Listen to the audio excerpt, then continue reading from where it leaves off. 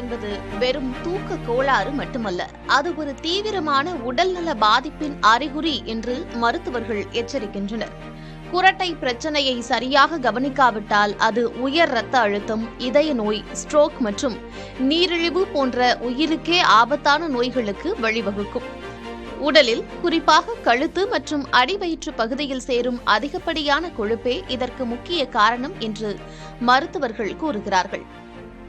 ஆண்களுக்கு 17 அங்குலம், பெண்களுக்கு 16 அங்குலத்திற்கு மேல் கழுத்து சுற்றளவு இருந்தால் சுவாச பாதையில் அடைப்பு ஏற்பட வாய்ப்புள்ளது.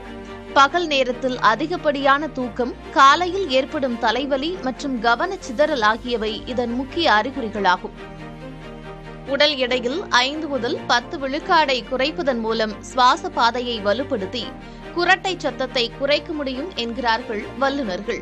தூங்குவதற்கு முன் மது அருந்துவதை தவிர்க்க வேண்டும். தீவிரமான பாதிப்பு உள்ளவர்களுக்கு CPAP சிகிச்சை முறை சிறந்த பலனை தரும். சரியான உடல் எடை பராமரிப்பு மற்றும் மருத்துவ ஆலோசனையின் மூலம் இந்த பிரச்சனையிலிருந்து விடுபட்டு ஆரோக்கியமான உறக்கத்தை பெறலாம் என்கிறார்கள் மருத்துவர்கள்.